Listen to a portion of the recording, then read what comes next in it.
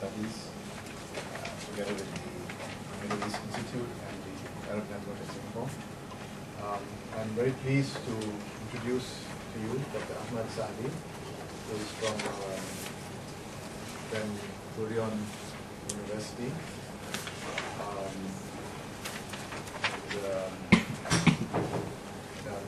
He's currently a fellow, visiting fellow at the Middle East Institute.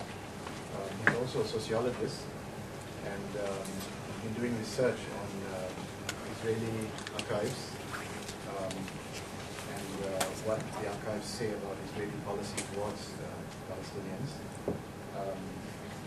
So this is indeed very original research and quite interesting from a sociological point of view as well as from the point of view of the interest that we all have in how people are treated and how policy makers, the thinking of policy makers, the thought that underlies policies. We often see the results of policies and we often have access to the official policies, but we don't often know what kind of thinking informs these policies. Dr. Sa'di, through an examination of archival material, has been able to understand something about the kind of thinking or the kind of orientation that inform policies that were later implemented in Israel with regard to the Palestinian population there. So the rest, I'm not going to say anything more. I'm very happy to introduce Dr. Ahmad Sa'di to you. Look forward to a good discussion. Thank you. Thank you, Professor Farid Al-Attas, for inviting me to present some of my research here. Also, thanks are to Ms. Norizan Salamat for her help in organizing this. What I'll try to do is to explain firstly what are the policies, but before that I would say how these policies were conceived or represented. In social sciences, the basic argument in Israel, the basic argument in social science research, that there is no Israeli policy toward the Arabs who remain inside Israel after 1948, and I'm speaking about Palestinians who are citizens of the State of Israel who remain after the 1948 war. And the main argument is that there was, and at least until the end of the 20th century, there was no formal policy. For example, just to quote a few researchers, Ili Reches from Tel Aviv University, one of the major Orientalists in Israel, he writes, "The cabinet did not discuss policy towards the minorities as such, had no recognized the process of decision-making on the subject, and laid down no detailed guidelines for its agencies to follow. In addition to the need to respond to daily problems which might arise, the agencies were concerned with maintaining a general sense of loyalty to the principles of equality, of equal citizenship and integration, while at the same time providing security for all." This means that no basic policy towards the Palestinians. Another Israeli, in fact, famous sociologist, Sami Smoha, who is known all over the world and got the Israeli prize in sociology, I think 2 years ago, writes the following: "The establishment itself has nevertheless neither the interest nor the time to deal with Arab matters, since it has no positive expectations of them, such as becoming equal and active partners in Israeli society. It does not define this situation as a state concern that requires planning, allocation of resources, and ongoing daily care." In other words, again, there is no Israeli policy, and I can, if in the discussion you want more citations of this kind, I can bring more. The whole idea is that there was no Israeli policy toward the Palestinians. But the argument itself, it's problematic because Israel is conceived itself, and it is represented as a modern state that acts according to rational decision-making and implementation. How can these two arguments combine together? Lack of policy on the one hand, and the rational state that acts in a rational decision-making, according to rational decision-making process. How rationality can be combined with these arguments. In fact, if we pursue rationality to the end, then there would be a problem. This means that the Israeli policy were planned. But if there is a problem, there is rationality, and there is a problem in the absence of rationality. Either way, there is a problem. Then how to explain this contradiction? What the some Israeli scientists said that the state was too busy in urgent subjects, the Arab citizens are minor issue, and the state tried, it was in a kind of secondary issue as far as the priorities of the state is concerned. However, Moshe Sharet, who was prime minister, who was foreign minister of Israel and one of the major architects of Israeli policy toward the Arabs, and this was in fact a kind of surprise to me because he was always considered a dovish man, but also he was foreign minister and he was engineering Israeli foreign relations, I would say successfully. But I discovered in the document that he was one of the main architects of state policy towards the Palestinians. And he said in July 1950, although officially sanctioned the principles in this issue have never been laid down, however, sometimes things take shape without formal principles. If there is no policy written in a document, this doesn't mean there is no policy. There is policy agreed upon, policy lines, but not detailed principles. The only social scientist who wrote about Israeli policy toward the Palestinians is an American, his name Ian Lustig, published a book in 1980, and in the book he says that the policy of Israel toward its Arab minority is controlled. And he says that Israel developed a very sophisticated system of three reinforcing components of control, and these are segmentation, co-optation, and dependency. This means that the principles of Israeli policy toward the Palestinians is to segment them to various groups, small competing groups, Muslims, Christians, Druze, Bedouins, and so on. The second thing is co-option, to co-opt the intellectual elite, and the third is dependency, to make the Arabs dependent on the state for their livelihood and for daily life. However, even Ian Lustig went, I would say, a step forward.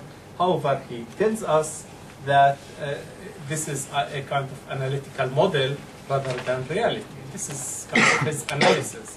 And he tells us that the system metaphor helps avoid the suggestion of a comprehensive conspiracy by permitting analysis of how specific policies, because of structural and institutional context within which they are adopted. Again, Ian Lustig saying that there was a policy. We can develop a model of a control, but this model is more theoretical rather than practical. And Ian Lustig says in one place that there are no principles written anywhere in any Israeli office regarding the policy toward the Palestinians. However, one of the Israeli journalists and politician, Uri Avneri, said in the 1960s, in fact, there is a policy, there are bodies which deal with the Palestinians, and he writes the following: a complete government was created in the Arab sector, a secret government, unsanctioned by law, whose members and methods are not known to anyone. Its agents are scattered among the ministries and government. It makes fateful decisions affecting Arab lives in unknown places without documents, and communicates them in secret conversations and over telephone. this is the way decisions are made about who goes to the teacher's seminar, who will obtain a tractor, who will be appointed to a government post, and who will be elected to the Knesset, or who will be elected to the local council, and so forth. What he is suggesting that there was a kind of another structure which deals with the Arab. There was the government bureaucracy which dealt with the Jews, but for the Arabs there was a different bureaucracy that dealt with the Arabs. And this bureaucracy, in fact, doesn't deal according to the laws and regulations which are published and which are known to the wider public. But if I go back, the question is, if I go back to the question regarding the absence of Israeli policy, it somehow sounds very strange, and I would say it's very strange to accept it, because since the start, in fact, Zionist organizations began to develop policy toward the Palestinians. Since the 1920s, when the Jewish population in Palestine was around 10%, they had a policy toward the Arabs. But how comes that in later stage, when Israel established a state with bureaucracy and resources, they don't have a policy? For example, a document was written in 1920 by the intelligence office of the Zionist executive, says the following: what they should do. First, cultivate agreement with the mayor of Nablus and to give him 1,000 English pounds to, in exchange to support Zionism and to open and to write petition in support of Zionism. Second, to create alliance with the influential emir of Transjordans, because they oppose Palestinian nationalism. Third, to establish relations with the sheikhs of the Bedouin Negev, also to oppose Palestinian nationalism. To purchase hostile newspapers to Zionism in order to ensure a pro-Zionist editorial policy. Additionally, provocation and dissension between Christians and Muslims. In fact, to raise tension or to cause tensions between Christians and Muslims. And in fact, during the 1930s, since the 1930s, the Zionist organization began to create files for every village.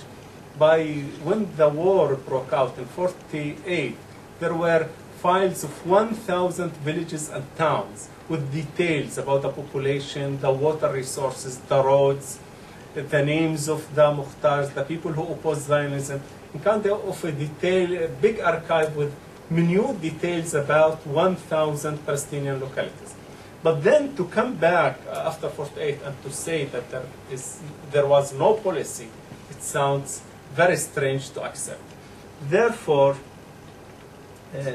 in fact, one of the important person in the hierarchy which deals with the Arabs said in 20 June 1968 that he was rebuking or making fun of those who said there was no policy, and he said that our policy principle with regard to Israeli Arabs, contrary to what is thought, are very clear, and I will count them one by one. Then there was a policy, there were policies, and these policies were arranged and could be quoted one by one. Before I come to this man, his name is Shmuel Toledano. I'll come to Toledano later because, and in fact, he produced a very important document. But before that, I shall go to the issue of how the policy evolved. In fact, after 1948, during the war, in November 1948, Israel decided to conduct a survey and census of the population, registration of the population. The argument was that a modern state needs a census, needs to count the population. However, if we look at this kind of argument to count the population, in fact, had underlying logic behind it. And the logic is they said the following: all remaining in the country, Jews and Arabs alike, were universally granted citizenship. It would be possible to observe international norms of territory-based citizenship, while turning the distinction between Arabs who stayed and those who had left a permanent, and thus creating a permanent legal divide. In fact, one of the aims of the census was to prevent Palestinian refugees from returning. Israel said we have a new state, borders. Who remained within the border is citizen. Who left the border is not a citizen. In fact, there is a third category called the present absentees. And kind of this policy means that if somebody, for example, went to study in the United States before the war, he couldn't come back after the war. He was not citizen, he was not counted. And the registration was to count people who were in their actual house. If people, for example, moved during the war to other village, or villages which the people have not returned yet, and so on, they were not counted as citizens. And in fact, some of them they had Israeli, they had residency in Israel. And we had people until the 1980 for status of resident, not a citizen, although they never left the country. They simply were not in their house in that moment when the survey was conducted. And this is the main aim of the survey. After the survey, something like 84,000 Palestinians were counted in that first survey, but then Palestinians were added. Palestinians were added, but also Palestinians were left this pool of Palestinian population. The Palestinian population in Israel was not something stable, but was something that changed, and I will refer to these changes. But even that, Israeli leaders were not happy with the results. For example, Yitzhak Ben Tzvi, who became the second president of Israel, said there are too many Arabs who remained in the country. Another one of Mapai leaders, Eliyahu Karmeli, said, I am not willing to accept a single Arab, and not only an Arab, but a Gentile. I want the state of Israel to be entirely Jewish. And another one, Duvduvani, said, if there is a way of solving the problem by a transfer of the remaining Arabs, we should do so. And another one said, the landscape is even more beautiful. I enjoy it especially when traveling between Haifa and Tel Aviv, and there is no single Arab to be seen. Okay, but then there were a kind of 3 guidelines in 48. The guidelines soon after the war were to prevent the return of Palestinian refugees and expel those who succeed in returning, to relocate and occasionally transfer the population of party-emptied villages and neighborhoods, and 3, to establish political control over the Palestinians and segregate them from the Jewish majority. The first thing is to prevent Palestinian refugees from returning, and I will not deal with that, although very important, but it's maybe I just mentioned that there were 2 policies to prevent their return. One policy was, in fact, began during the war, and it was the result of a semi-official transfer committee established by the government, by Ben-Gurion, who led the Jewish community during the war, and that transfer committee recommended the destruction of the houses of the refugees. And then there will be an argument that these people have nowhere to return. They should be in their houses, in their place to which they arrived, because there is nowhere to return. The second thing was to settle Jews in the property of Palestinian refugees. And in fact, between 1948 and 1953, 350 Jewish settlements were built on refugees' property. And this is the first goal, to prevent the return of the Palestinian refugees. The second was to relocate and to continue the transfer of Palestinians. And I will refer to that because it's about the Palestinians who remained, not those who left during the war. In fact, usually the people, when they speak about Palestinian refugees and the Palestinian exodus and the expulsion of the Palestinians, usually refer to the expulsion of Palestinians during the war, in 1948 war. And there is a very good book, was published in 2006 by Ilan Pappy called The Ethnic Cleansing of Palestine, very comprehensive book on that. But very few people, in fact, document or think about the expulsion of Palestinians after the war. In fact, Israel continued to expel Palestinians until 1959, 11 years after the establishment of the state, and very little is known. The other thing is that Israel continued to move citizens from one place to another, or destroy villages and move their citizens to other places. For example, if we remember Jamal Abdel Nasser, his troops were in fact in the Negev, in the Negev in a township called Fallujah. And part of the agreement was the withdrawal of the Egyptian army, and Israel will not harm the population. However, the population of two villages there, two townships, Fallujah and Araq al-Mashia, 3,100 people were expelled in 1948. The other case is Al-Majdal, now Ashkelon. We hear sometimes that Palestinians are firing missiles at Ashkelon. In fact, Ashkelon was a township and was a prosperous township, and it was called the Manchester of the East because they produced textile. Because people produced textile there, and it was called Manchester of the Orient. And in fact, Ben Gurion was brought there in late 1949, and he said we should establish here a Jewish port. And the residents were expelled mostly to Gaza. Were expelled, although they had Israeli identity card and voted in the first election to the Israeli parliament, but were transferred to Gaza. In fact, the whole issue of the expulsion of Palestinians after 48, the number of people who were expelled after the war, even after the peace agreement was, not peace, ceasefire agreement was reached with the Arab countries, was between 30 and 40,000 Palestinians were expelled. And this means that the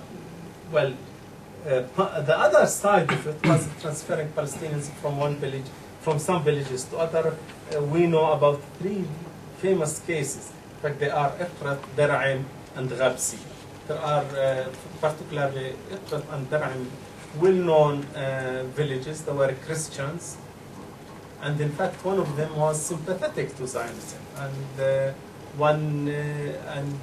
the priest, when the soldiers came, he went out with the Bible and salt to welcome them, and they told them to move for 2 weeks. These 2 weeks have never ended. These three villages, Ghabsiya, Ifrat, and Dar'im, appealed to the High Court of Justice, and the High Court of Justice decided that they should be returned to their villages.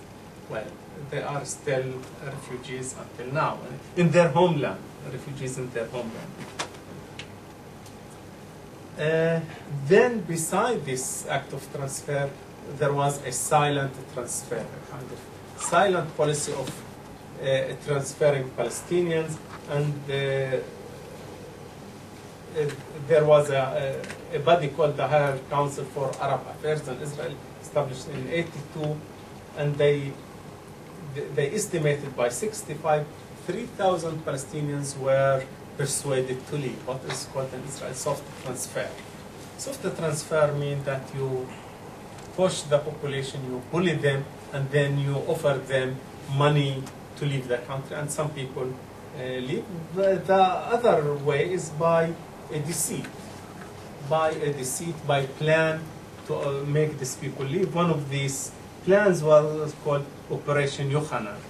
Operation Yochanan began in 1950 and ended in failure in 1953.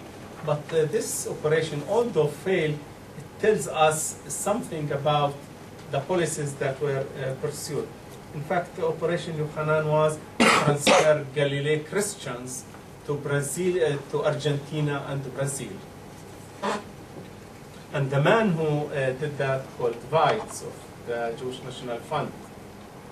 And he had a plan, and he discussed the plan with Shared, the Prime Minister, and with Shared discussed it with Ben-Gurion, and they agreed on the plan. And it says that Shared writes to Weitz the following.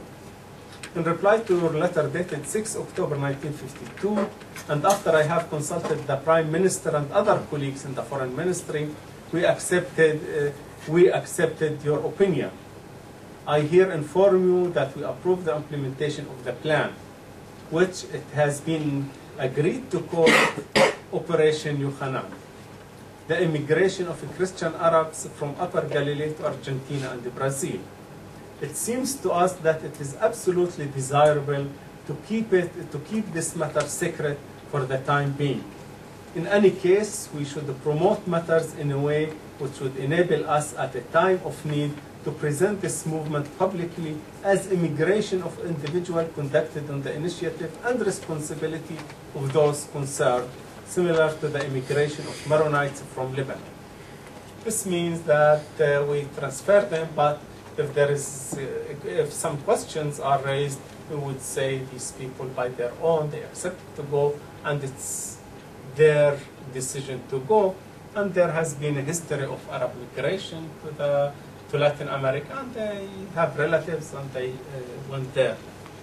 In 1964, then General in the IDF, Ariel Sharon, had a plan of waging war in Syria and using the war pretext to expel 300,000 Palestinians from the Galilee.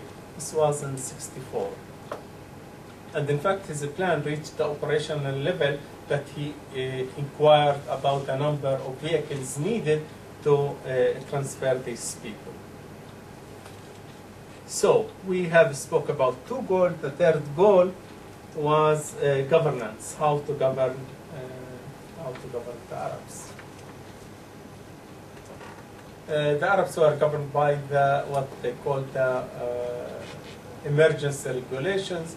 The emergency regulations mean the state curtails all the laws and the legal procedures, and in fact uses emergency rules. Emergency rules empower the military governors to issue any decree, all kinds of decrees, and the Palestinians were not sent to civilian courts, but to military courts, and in the military courts sat military personnel without any legal, or it was not necessary that they would have any legal, any practice or any studies in law.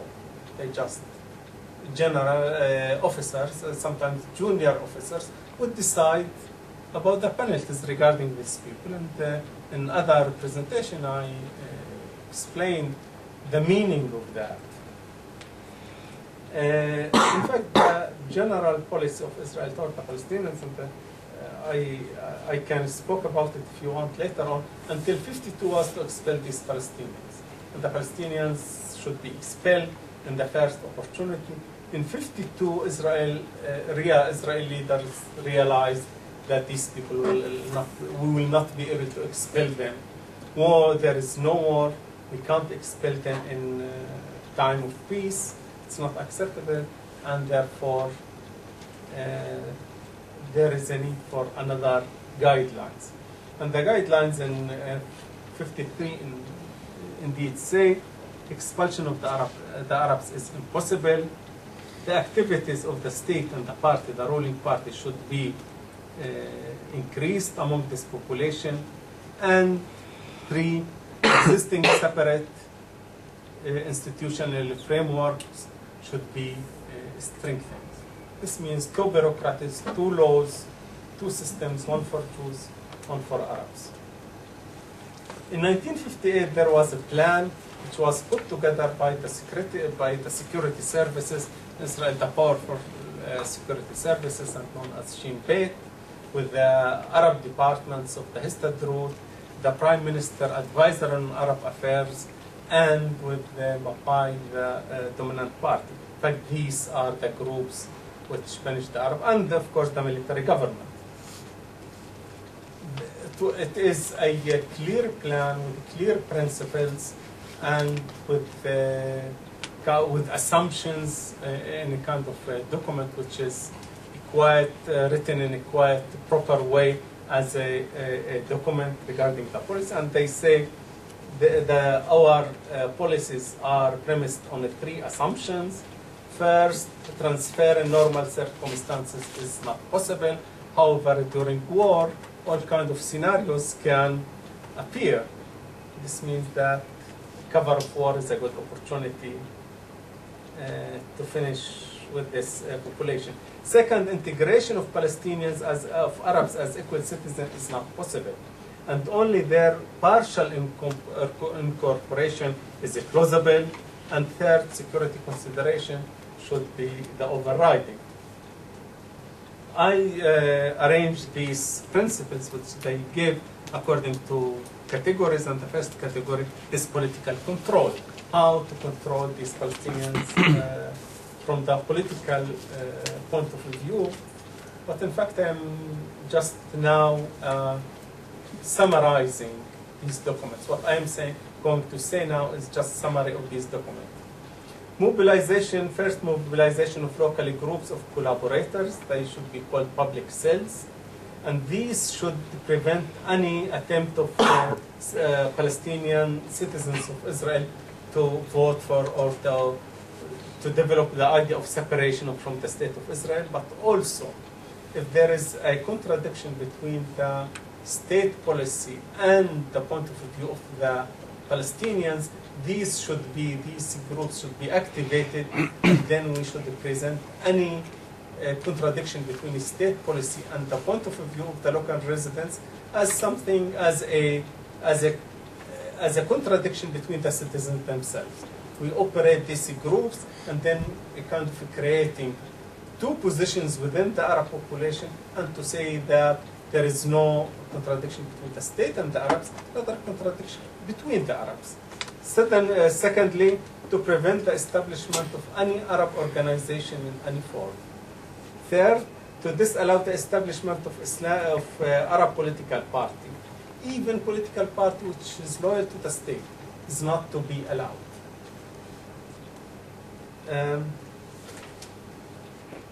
Yes. Okay. Then the second category of principles is segmentation of the Palestinians.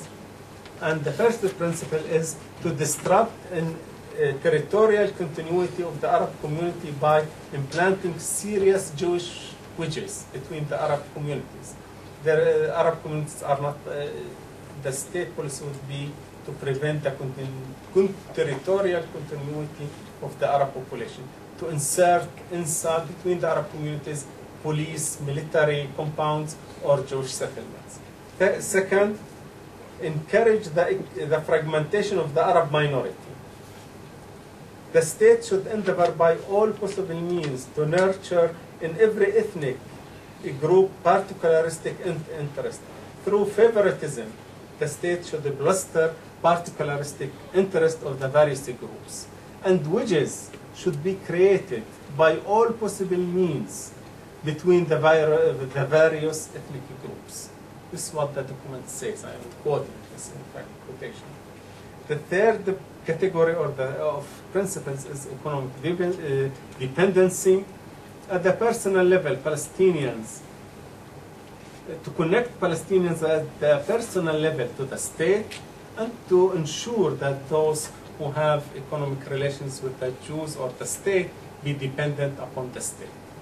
Second, Palestinian as a collective should be incorporated to the periphery of the Israeli economy. However, these activities should be profitable to the state and the Histadrut companies and Jewish businessmen. This means to encourage Jewish businessmen or Jewish companies to work in the Arab sector, but only if this can bring a lot of profit, big profits to these companies. And then the provision of local services. And this is quite interesting that the state thought that the state should provide water, electricity, health services. About health services I will talk a bit later, but water, electricity and roads to Arab villages, which looked like a kind of positive move. But then they say the following, the rationale behind it. The electrification of the Arab villages has an immense value, not only in the economic, cultural terms, it has also significant security value. When you pass through Wadi Ara, it's in the Triangle area, it's an Arab area adjacent to Jordan. At night, you see a hostile darkness. If we glue this darkness, we take them out of the darkness and place them under our supervision. Okay. Then to establish a local councils, and these local councils should be a place for employment of Arab academics, but also used as a kind of way to give side benefits to collaborators. The encouragement of the hegemonic order, in fact, the intensification of various operations of Hasbara. Hasbara in Hebrew called Hasbir is to explain, explanation. Hasbara is explanation, but really what does it mean? Propaganda. This is what it is. Establishing Arabic newspaper, establishing Hasbara departments, and so on and so forth.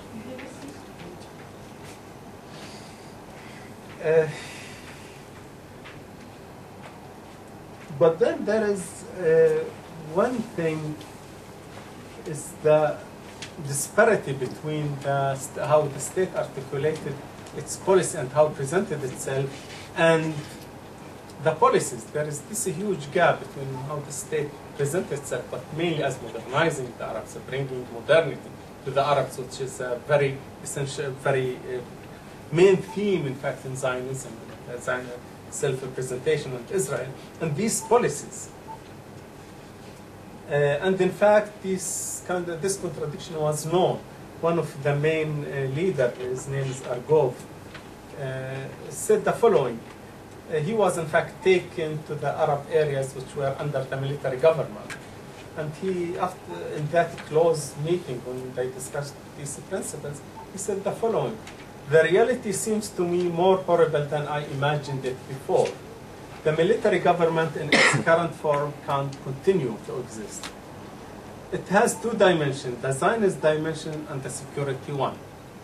Palliatives and to the security dimension could be found, legal and operative ones. However, to the Zionist dimension, I have no treatment. I am doubtful. Therefore, the military government, and these policies, in fact, imposing military government in the Arab population, had two dimensions, military one or security one, and the other he called it Zionist. What are these Zionist dimensions of the policy? He says the following. The Galilee is an Arab. There is a Zionist goal of splitting up the population, and populating it by Jews. We can't publicly justify the existence of military government by Zionist reason, since this would mean taking Arabs' land and settling Jews in it. 300,000 dunams, which owned by Arabs, will be confiscated. Other dimensions or Zionist dimension, one of them, for example, was said by the head of the military administration. One of the reasons was of the military government looking up the Arab population and preventing it from reaching the labor market in the cities or in Jewish settlements, to keep the job for the Jews. And the other one is to collect information, and it says Arabs pass information because they are dependent upon us. In fact, for every movement, the Arabs needed a document, a permit from the military government. the Arab area was defined as a military government. No one is allowed to enter or leave without a permit from the military government. And the military government used that as a way of to get information from the people. Favor, what they call favor for a favor. If you want to go to a doctor in a neighboring village, you should get a travel permit. For this travel permit, sometimes you have to pay back, giving information. Okay. In fact, one of the leaders became minister and was head of the trade union, the Histadrut. He said, in fact, our policy is a trick. Use the word Kunst. We say that we don't accept that there is an Arab population in the country. We say there are minorities. But in fact, we consider them, all of them, as Arabs. Everyone who is Jew, he is an Arab. Everyone Who is not Jew, he is an Arab. But then he says we don't recognize them as Arab, we call them minorities. And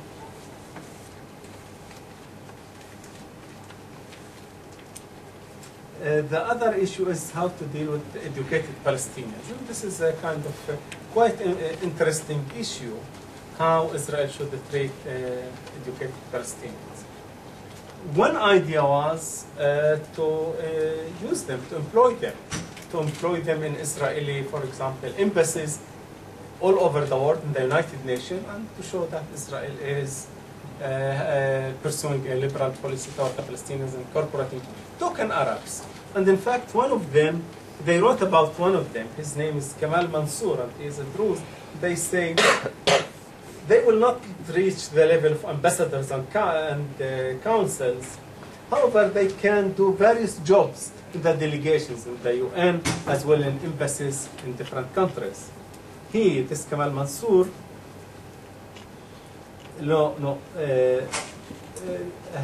sorry, just a minute.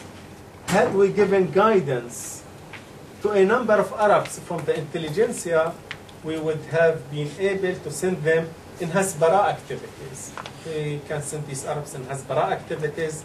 The echoes of the trial that was done with Kamal Mansour, a Druze, the echoes are remarkable. Understandably, had we been able to present him as Muslim, it would have been more beneficial to us.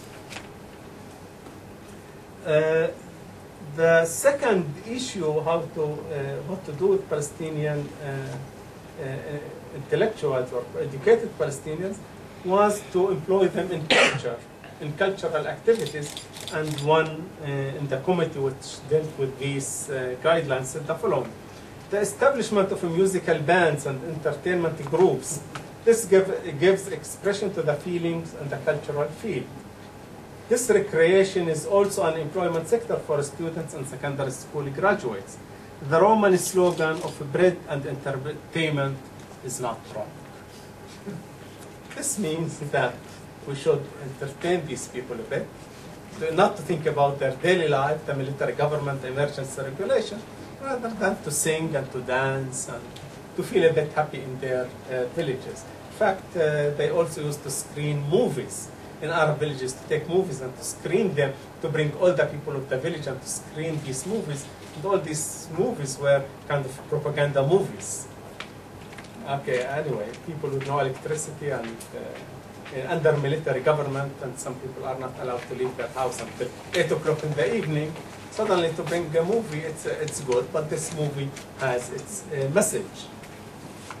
Another idea was to change the class basis of the Palestinian intelligentsia. In fact, these people had a kind of Leninist idea. Lenin said that the proletariat and intellectuals who have consciousness could lead a revolution, and they were very wary of Palestinian intellectuals, what they say, intelligentsia, they use the word.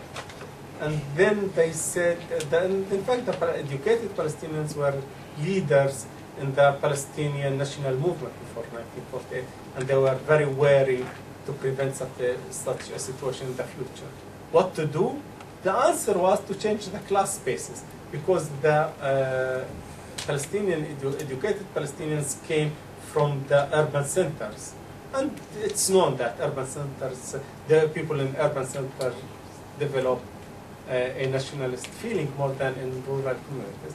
And they said we should educate Palestinians from the rural communities, from the Fallahi origin. By this way, they don't have the tradition of leadership of Arab society, but also they will be helpful to us. Therefore, in kind of both ways. They can be educated, but this educated will not lead any movement against the state. Well, the second document, and I'm approaching the end, almost the end. I began with the quoting Toledano, who said that here the principle, I will tell you the principle, and what Mr. Toledano said in the 20th of June 1968.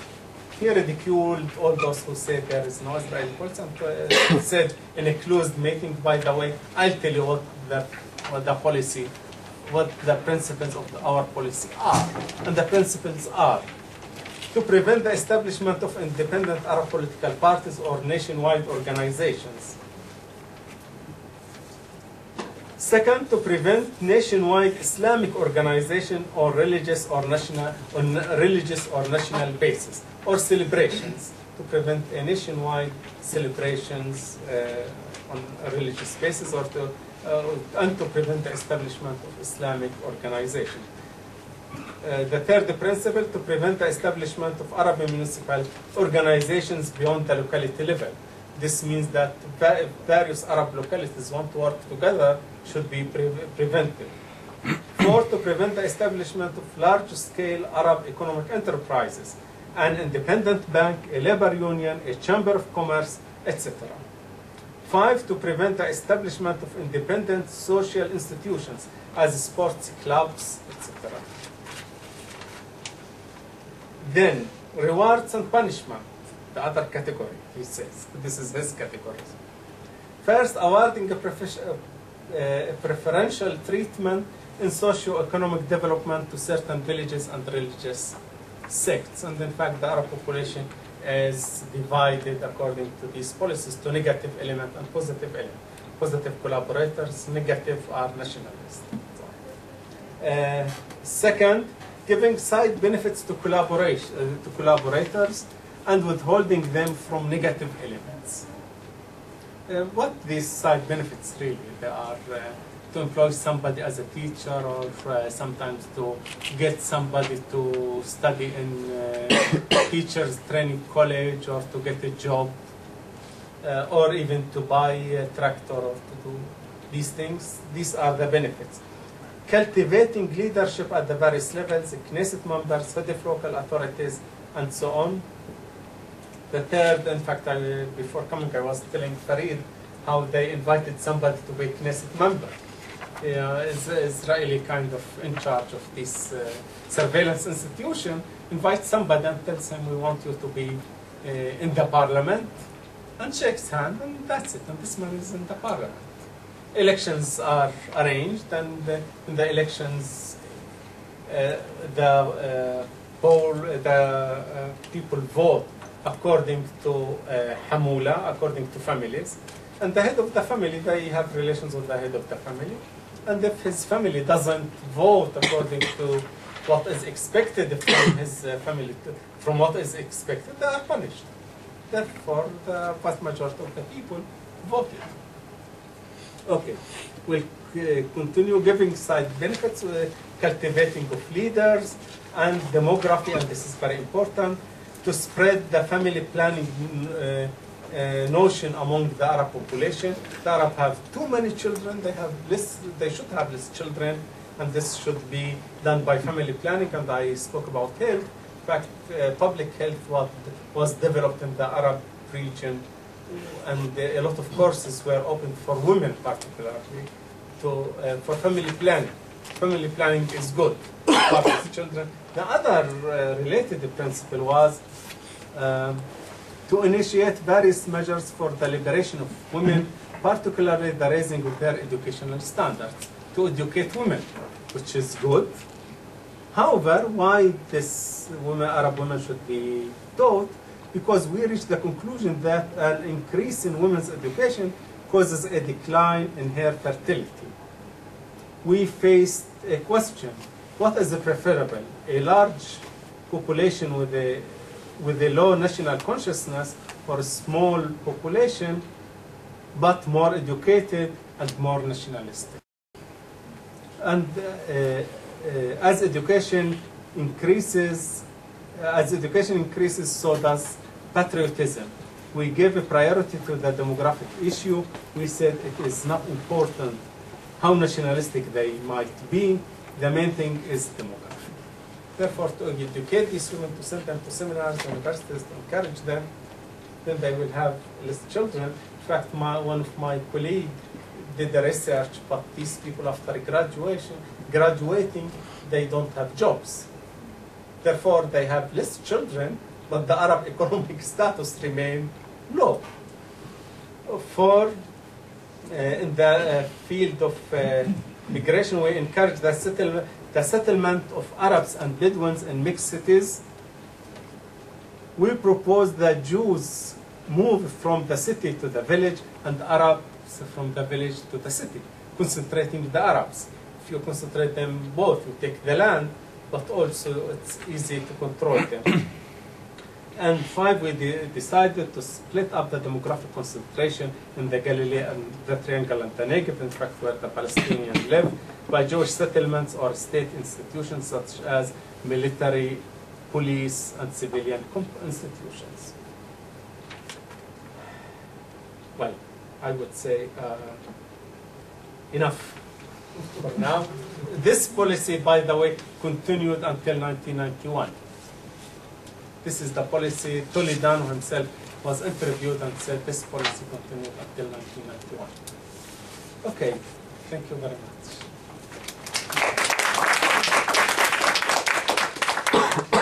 Okay, I think we will just continue with the discussion. So it's open to the floor.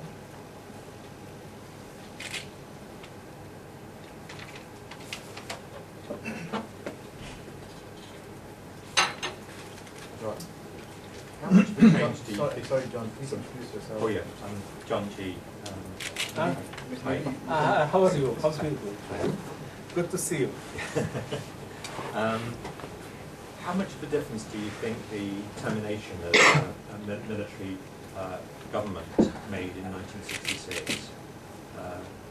What I have in mind is that, of course, you can have policies, but some policies are much easier to enforce when you have a military government than when you have supposedly normal civilians. Yes. In fact, the military government was part of larger apparatus. I can't talk about everything here, but I'm sure you know that there are Arab departments, and Arab affairs in many areas are run by Arab departments, and these departments have this kind of relationship, personal and so on, particularly with the Shin Bet.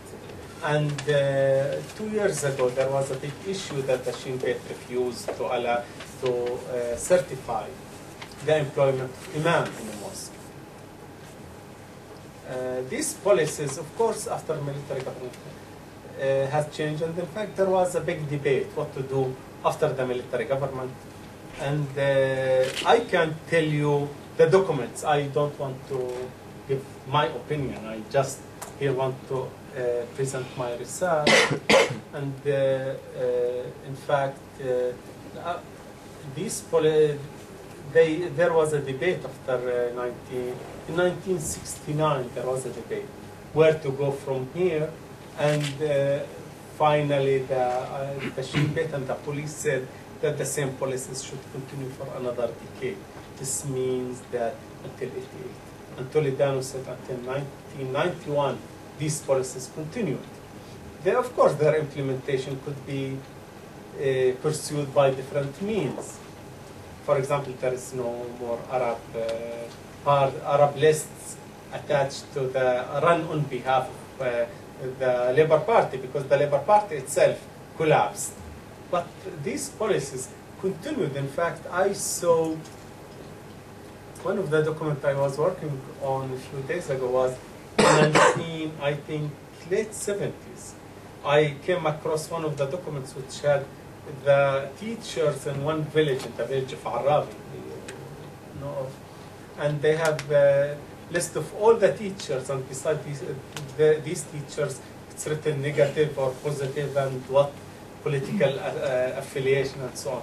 And there was in 75, there was a document, 76, sorry, there a document written by Ra'nan Cohen, who just published a book on the Arabs in Israel. And Ra'nan Cohen said that we should encourage family lists in the village of Araba to compete against each other, but all of them will be dependent on us. This means that the principles of these policies continue, although probably the means differ.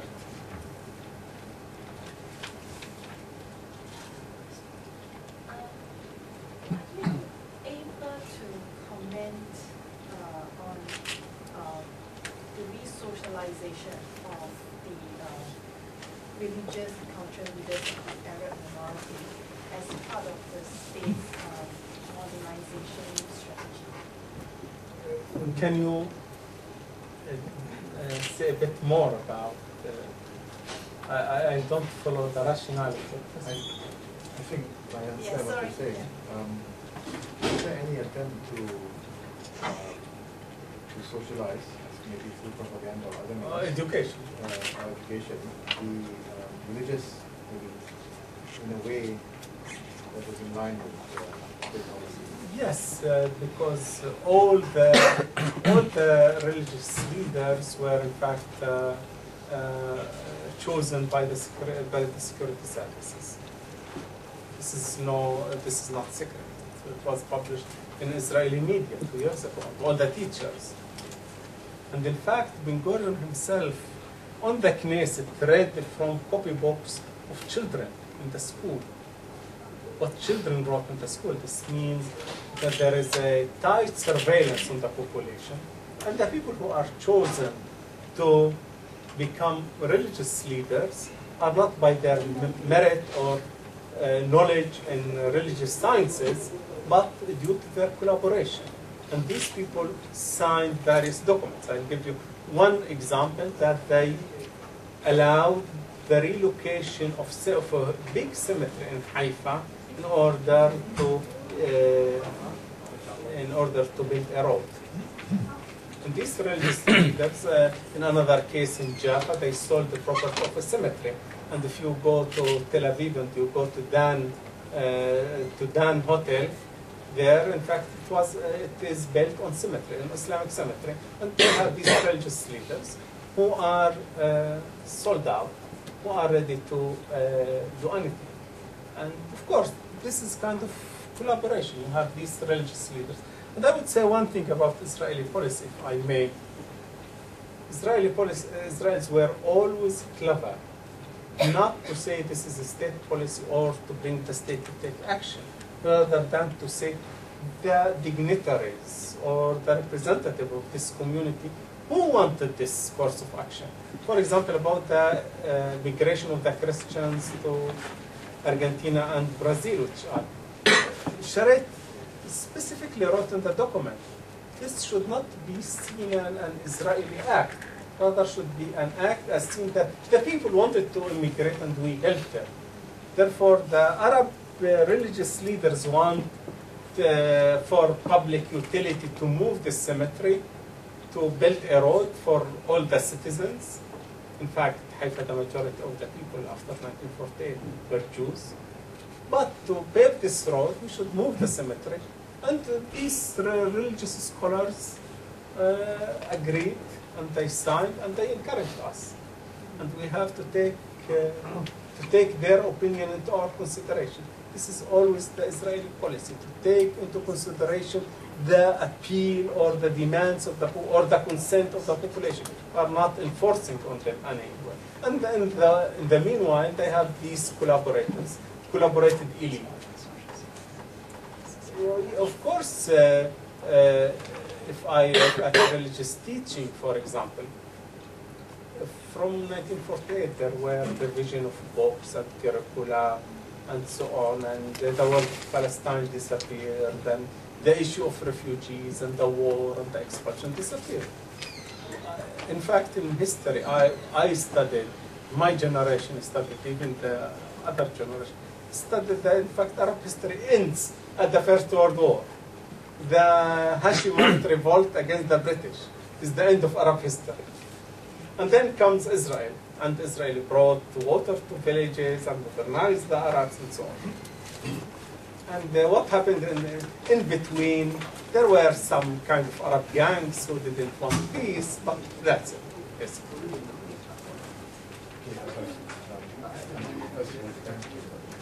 Wolfgang Sachsen with the Institute for Southeast Asian Studies.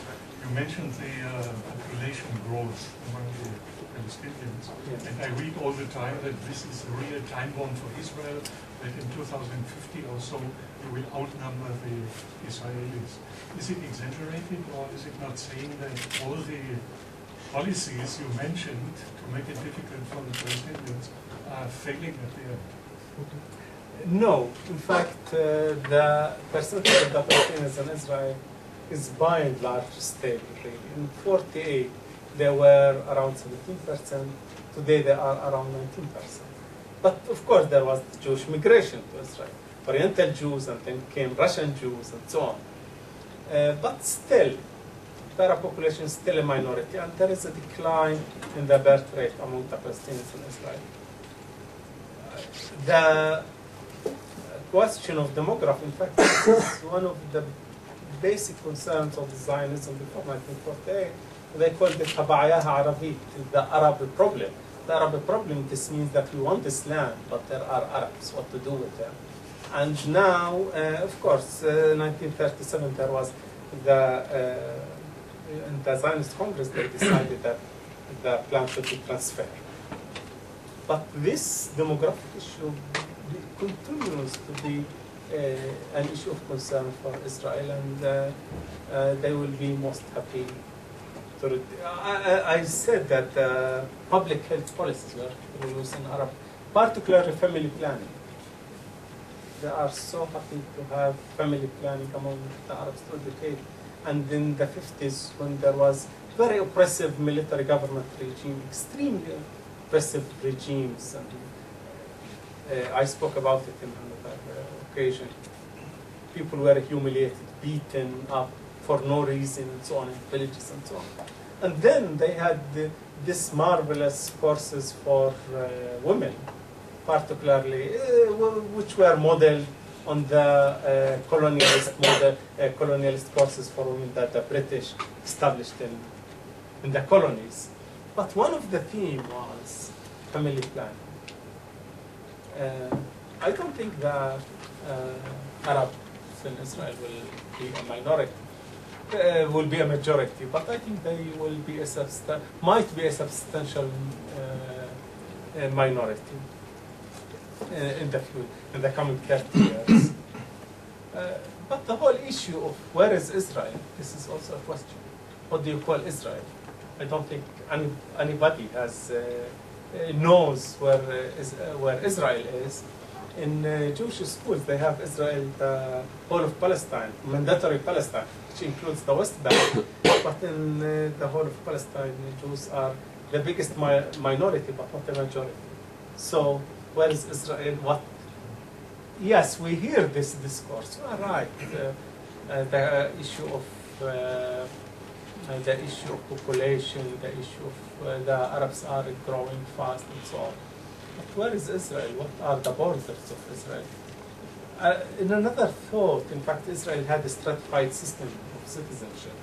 First, European Jews, then Jews from Asian and African countries, then Israeli Arabs who have citizenship, and then people from East Jerusalem who are residents but are not citizens, and then Palestinians. And you can play with this hierarchy of citizenship. And yes, because the Arabs in Israel have the right to vote and have citizenship, full citizenship they have. they might be player in this kind of system. But I think the idea of the Arabs was crucial in the 80s, not now. Because in the 80s there were a kind of parity between labor and Likud, between right-wing Zionism and left-wing Zionism. And the Arabs could favor either of these big blocs. But now, the vast majority of Israelis are center to right. Therefore, the value of the Arab vote is almost unimportant. Shivani from Lay Studies.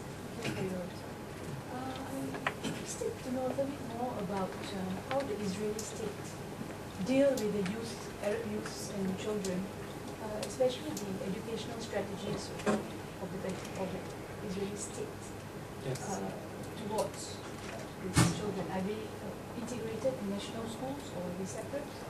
And what sort of curriculum do they have? Because I think these are very long-term implications in terms of labor and employment and class. Yes, true. In fact, in Israel there are, as I said, two bureaucracies, two systems. One for the Jews, one for the Arabs. And the Arabs go to Arab school, the Jews go to Jewish schools.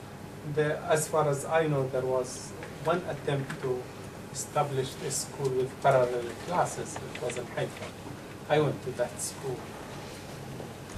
And this is the reason, no, that I could see more than others this kind of policy. But of course, the state controls the teachers. And the period that I studied in the 50s and the 60s, until the 70s, even until now, I'm sure until now I can prove it, that there are processes of screening and selection in every stage. People can go to universities and colleges, but in the teachers trained colleges, there are, while the students are in the college, the security services get the names of them. And they decide who can teach and who can't teach. Therefore, you have, then these teachers have to get tenure, sometimes have to be, they apply to move from faraway village to their village and so on. And all the way there are these screening processes. And if the teacher is not a good Arab, then he will be punished. This is teachers. The other thing is curriculum. The state, of course. I think since in 1949 there was a big discussion on Arab education, that the Arab students can learn or not. One of the strategies to control them is to send Jewish teachers to teach in Arab school, particularly subjects of citizenship and so on, particularly Iraqi Jews. But that experiment was not successful. They discovered that most of the Iraqi Jews were in fact communists, and they taught revolutionary ideas to Arab kids, and they had to dismiss them. In fact, they had to dismiss them. There were different strategies, and I said Ben-Gurion, the prime minister, read in the Knesset, in the parliament, from copybooks of small Arab kids, how these copybooks arrived to the prime minister. In fact, Mahmoud Darwish, Palestine's national poet, once he asked how he came to be a poet. And he said when he was, I think, in the 7th grade, the teacher asked him to compose a small, to write a composition on letter to imaginary Jewish friend of their age. And Mahmoud Darwish wrote to his imaginary friend, "We can't be friends, in fact."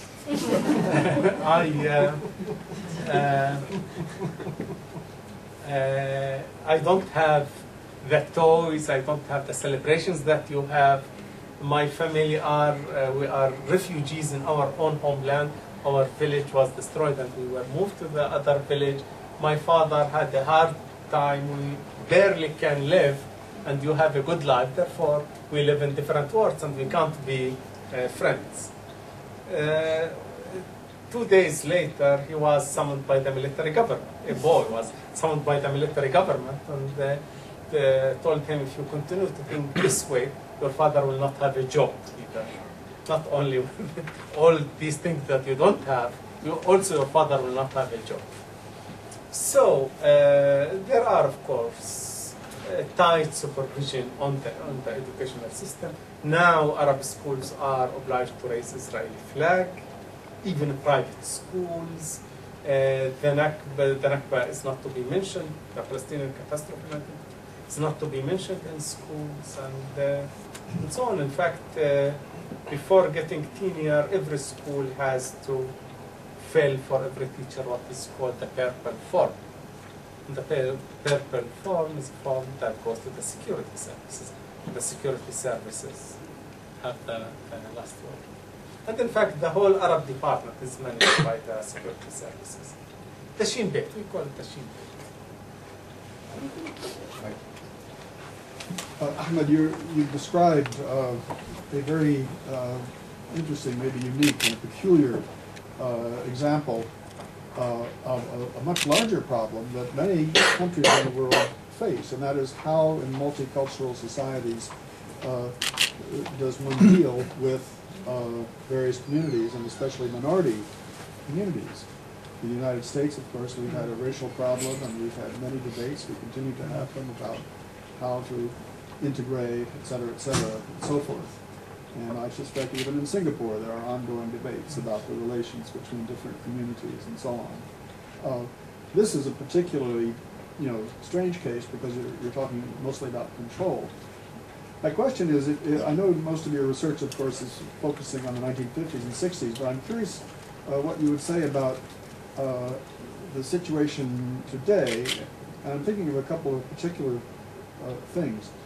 One is, I seem to recall that a long time ago, at least some liberal Israeli Jewish sociologists, anthropologists were writing in a somewhat optimistic tone about the possibilities for assimilation. Bring these people in so everybody becomes, sort of together in a manner of speaking.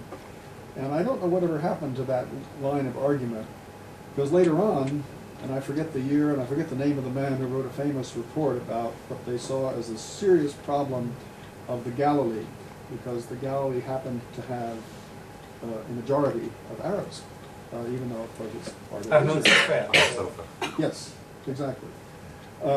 And lately we have heard that there has been a resurgence of sort of national feeling and a sense of growing resentment about the inferior status which Arabs have, even though they have certain formal legal equality.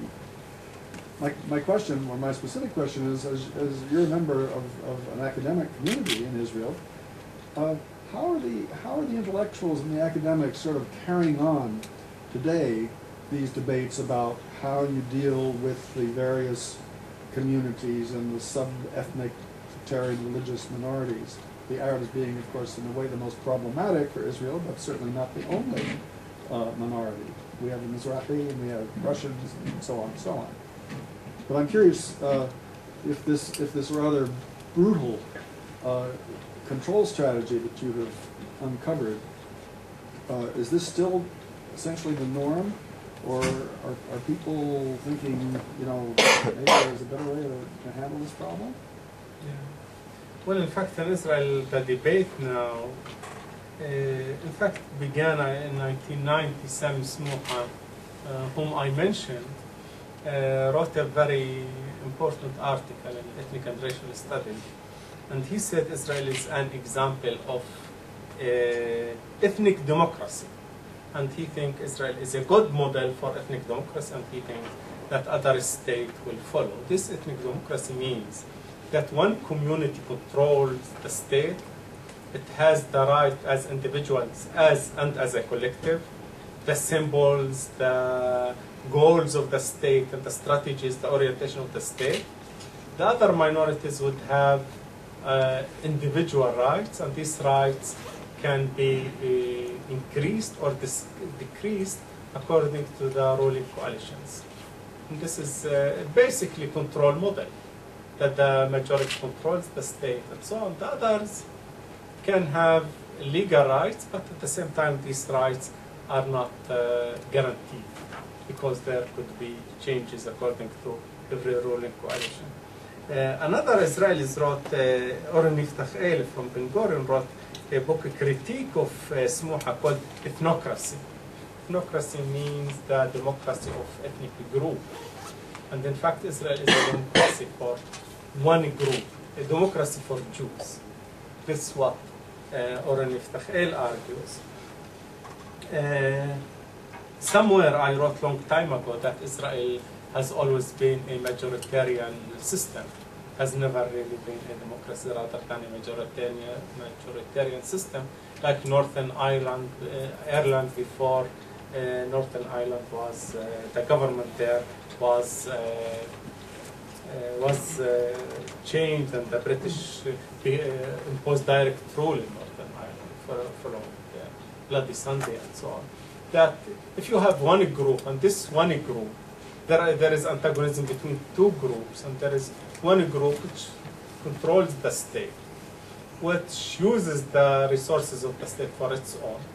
At the same time, arguing that there is democracy and gives the minority nothing. The whole logic of democracy, I think, as Dahl and others wrote, the whole logic of democracy, the coalitions, the ruling coalition is composed of minorities. There is no solid majority. The majority itself is composed of minorities, and these minorities exchange one time in the coalition, one time in the ruling, one time in the opposition, one time in the opposition of ruling coalition, one time in the opposition, and so on. But if all the time you are on the losing side, what kind of and there is no possibility or hope that once you will be in the ruling side, then what is the whole democracy is all about? Does it have any meaning beyond the procedure of going to vote or forming parties? What does it give? This is the debate that is going on in Israel. And I would say it was at the end of the 20th century, beginning of the 21st century. What Israel is it, and where is Israel? Another kind of debate. Where is Israel? I think Kimmerling wrote an article, a very important article, in 1992, and he said, where is Israel? The state, according to Weber, should have territory, population, and so on. Where is Israel? And these kind of questions, where is Israel? What is the population of Israel?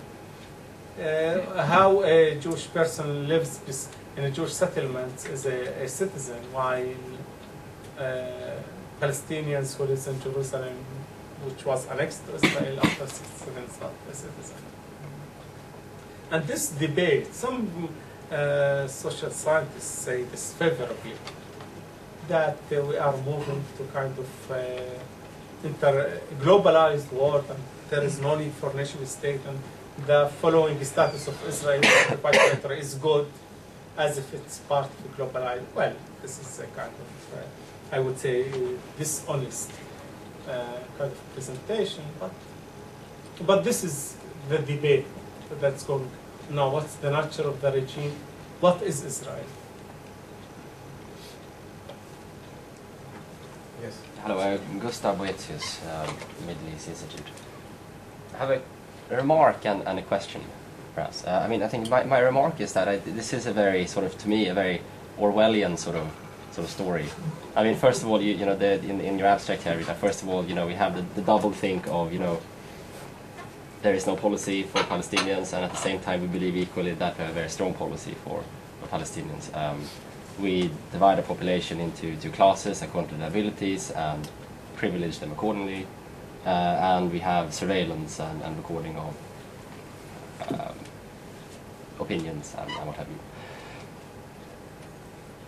And here comes, I suppose, the question. Both 1984 and this seems to be about control, really. And if we take control to its absurdum, if you will, I mean, according to 1984, the true liberation was, you know, the control of the hearts and minds. You know, that have the citizen really love and adore Big Brother, and true liberation was to die hating him, as it were. What has been considered to be a sufficient level of control for the Israelis? Is it just merely sort of, you know, being able to politically control and you know, control movement, or has there been a drive to go a step further than that and really sort of, I mean, I wouldn't say, well, I mean, brainwash and really make the Palestinians, the Arabs, love the state as it is and accept their position? And has this changed? What is the ultimate goal? But the ultimate goal was split out in various documents, but in 68, I think in 68, was spelled out in a very obvious way. You know, they put the cards on the table, and they said the truth as it is. We want Arabs with Israeli consciousness. You should accept Israel, not only Israel as an entity, but as legitimate and right and the only and moral. And we want Arabs to believe that deep in their hearts and to act accordingly. This is the final, to love the big brother. Yeah. I mean, and is this the case today, would you say? Are you expected no. to? In fact, when I said I went to that school, in fact, that school I found in the archive. I was telling the other day, Professor Hudson, I went to the archive and I found documents about this school in which I studied, which was supposed to prepare Arab elite to collaborate with the state. Why did I go to that school? In fact, the reason is, well, I grew up in a village, a small village, family village. And I wanted to study kind of the idea of being a man of letters. It haunted me since early age, which I didn't, then I became disenchanted with this idea, at least as a boy. The idea of being educated as a scholar was important for me. And most of the graduates of this school in Israel at the end of the 12th grade, there are standardized exams called Bagrut. And if you pass these standardized exams, you can go to university and so on. And the failure in the Arab schools, or differently, the rate of success was very low, like 7–8%. And a lot of the graduates of this school, in fact, they achieved, they were among these 7%. And I said, I thought that this school, if I go to this school, and if I study hard, I then can go to university. Also, to improve the conditions of my family, and to have a decent life, probably as educated, doing things. I wanted to study chemistry since early age, and ended up doing sociology. But that's the way, and I went to that school. I didn't understand about the politics, but sure, when I was there, I realized that all the majority of the students were alienated in the school, and some of the kids, some of the students behave in a childish manner, like disruptions and so on, and turning off the electricity. You know, these kind of childish games, but were a kind of resistance and a sign of alienation from the system. They took us to the Israeli ceremonies and so on. And all my generation grew up amid wars. There were plenty of wars.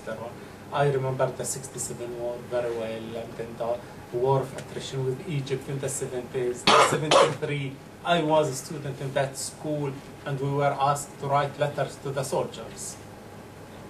Some of our teachers went to the war, and we had to write letters to the soldiers and to fill sandbags and to do all kinds of things to the war effort of Israel, and to write letters and so on. And therefore, after that, as I grew older, and I met some of my colleagues. Most of them are successful academically, but I don't think they became good Arabs. Yes. They closed the school, right? No, I don't know. I have no really. I left the school the last day. I went out of the gates. I never entered that gate. I was going to ask you if you were the reason they closed it. I don't know. They looked at you and they said, one of him is enough. We don't want No, there are plenty. There is Anton Shammas. He teaches in Michigan and others. In fact, many educated. This school has the proportion of graduates of this school among Palestinian academics is big, is large. Okay, let me ask you about the specific policies that you mentioned. The common thread seemed to be combating collective action, any kind of organization. These are basically tactics of fragmentation and disorganization. So now, if that's the policy, my question is, what's the sociology behind it, a latent sociological assumption? It appears that there is a fear that there will be collective action and that it will be oppositional and dangerous. It will be autonomous. Okay, so now my question is, how come they have that assumption? What are they afraid of? Are they afraid of they're afraid of the Arabs having the art of association, as Tocqueville called it, the skill of uniting and cooperating together. Okay. Now, are they worried, number one, that Palestinians have historically demonstrated that skill and that it will continue because they have concrete experience and evidence that the Palestinians are troublemakers if left to their own devices? Or number two, do they expect that will somehow rise spontaneously because the Palestinians are like everybody else and they will figure it out and they will learn? Or number three, are they worried about contagion from Israeli society? Are they worried that the Palestinians will see Israeli collective action, how the Israelis use the art, cultivate the art of association, and then imitate that? I'm just wondering, can you, if you can guess about no, I can tell you. Well, they discuss also this question. I can quote you. Good. Tell us. Yes, in fact, one thing that bothers the Israelis is the historical memory of the Palestinians. And the head of the Mossad, Mr. Har'el, the Mossad, everybody knows the Mossad, I suppose. And the head of the Mossad, Mr. Har'el, said, in fact, what we broke and we can't fix. What we done can't be fixed. And these people know what we have done to them. And Moshe Sharet said, in the history of Palestine, there had never been such an expulsion.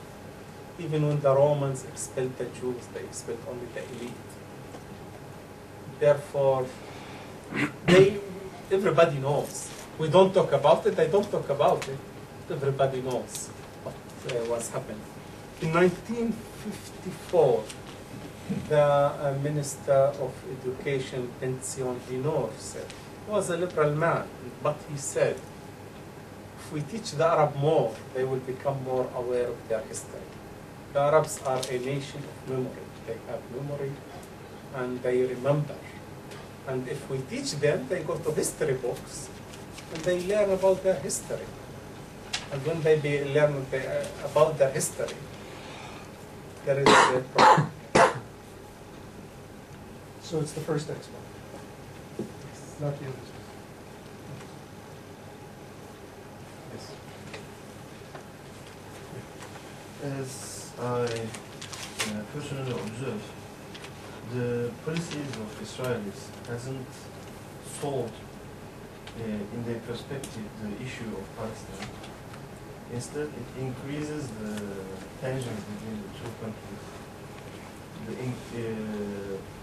gaining power of Hamas and moving towards the center and right of the Israeli policies probably shows this.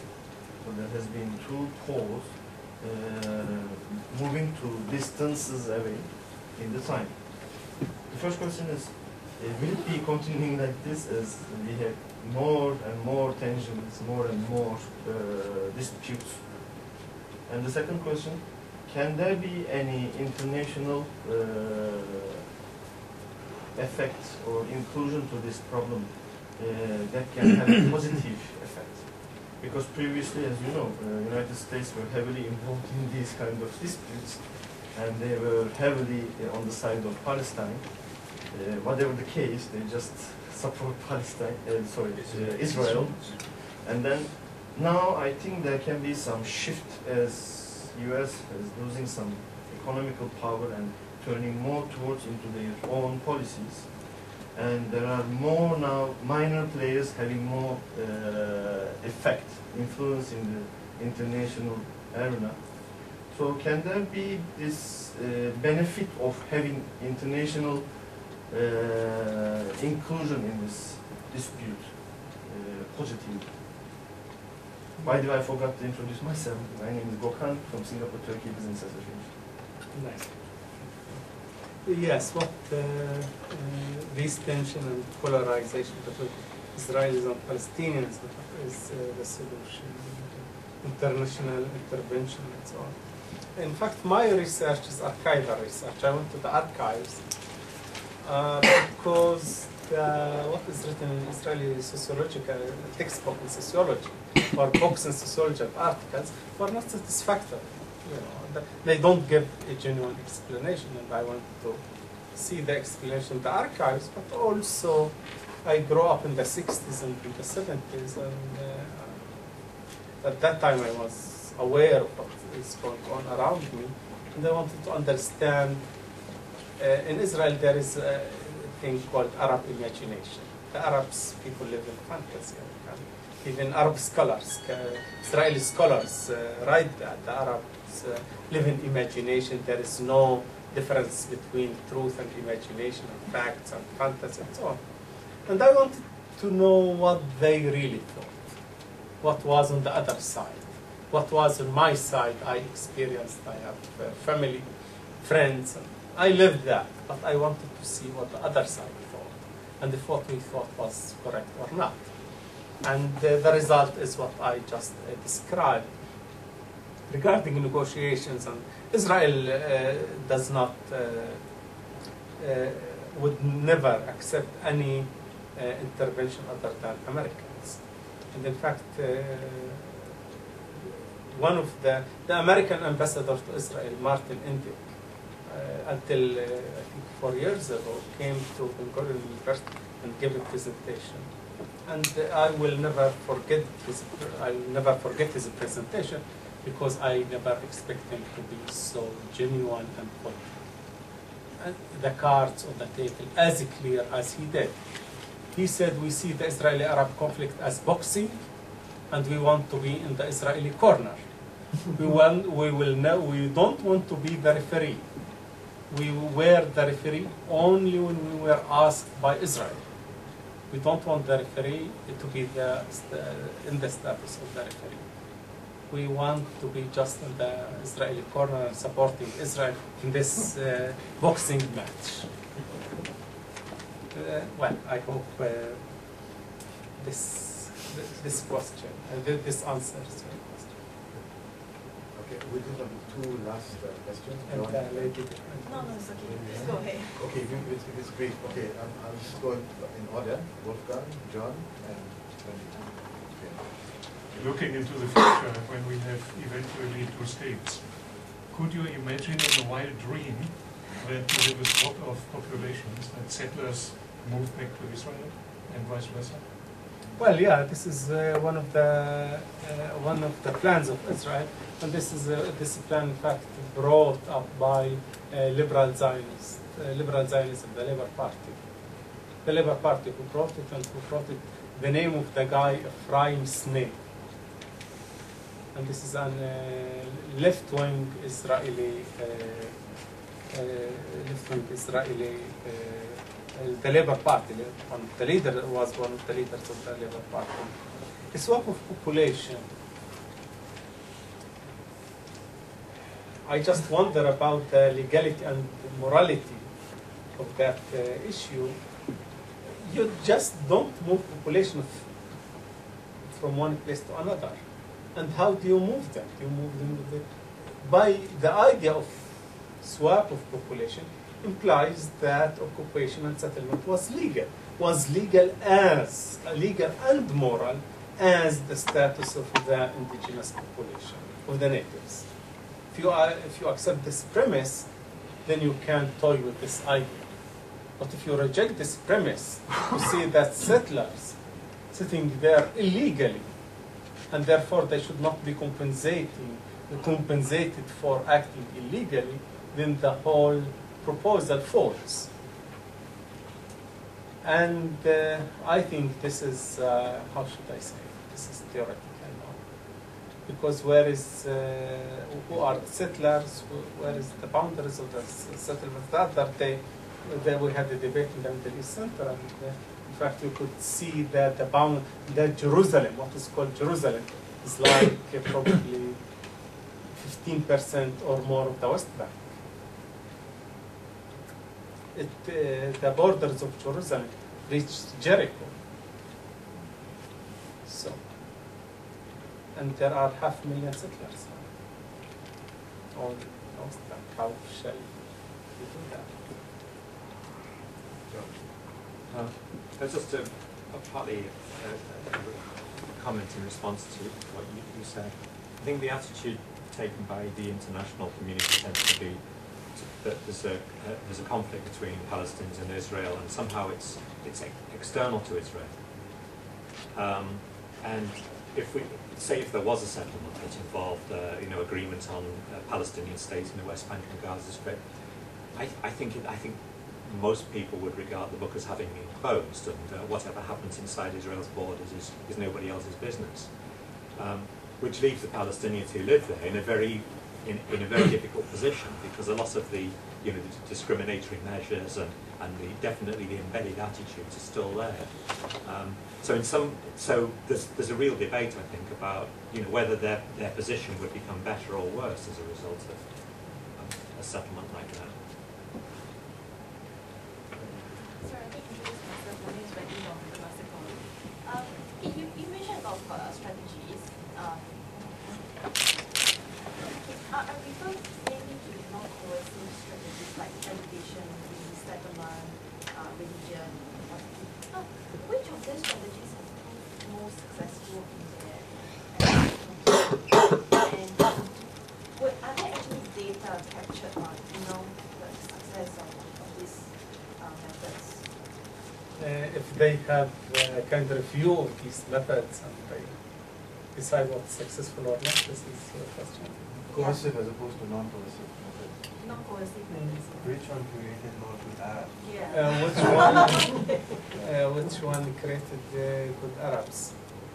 I think the question of separating the Druze was successful for a while. The Druze don't consider themselves not only not Muslims, but not Arabs. And they did that through these policies. In fact, the military government went to Druze dignitaries, what they call, they are collaborators, and in fact Sharia said about them criminal personalities. They made them dignitaries and went to these dignitaries. They asked them to write letters in good Hebrew, of course, and to send it to the government, to ask the government to conscript their youth to the Israeli army. And they go to the army, and they were incorporated more. And I would say this was successful in the 50s. There was a similar effort to make a Christian identity, but it failed. The Christian in Palestine are quite very nationalistic. In fact, the leading figures in Palestine, many of them are Christians, like Azmi Bishara, probably is known here. He appears on Al Jazeera a lot, at least. And therefore, it didn't work. I would say the only thing that really worked on the long run is the separation of the Druze, but even now, that there is a kind of, a lot of Druze youth are refusing to go to the army. There is a kind of change of Druze attitude toward Palestine. Therefore, I wouldn't say that. In fact, Michel Foucault, all these methods of control will eventually fail. These all strategies eventually fail. But in fact, one of the Israelis wrote in '62 said we are conducting an experiment on the Arabs. Empirical experiment, to use the term. And these empirical experiments, on the whole, were not very successful. Yeah, and so by virtue of the fact that the meat is an empirical experiment, and you're aware of any methods of measurement that they apply? Yeah, of course. There are all the time measuring the results. One of the measures is the elections.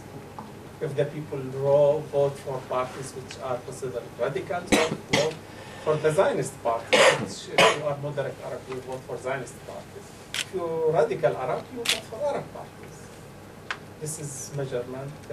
And there are the measures of attitudes, behaviors, demonstrations, strikes, and so on. All these are doing surveys and data, collecting data all the time.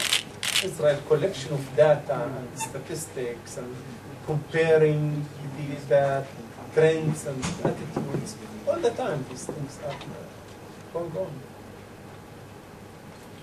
Okay. I think it's already getting a bit late, but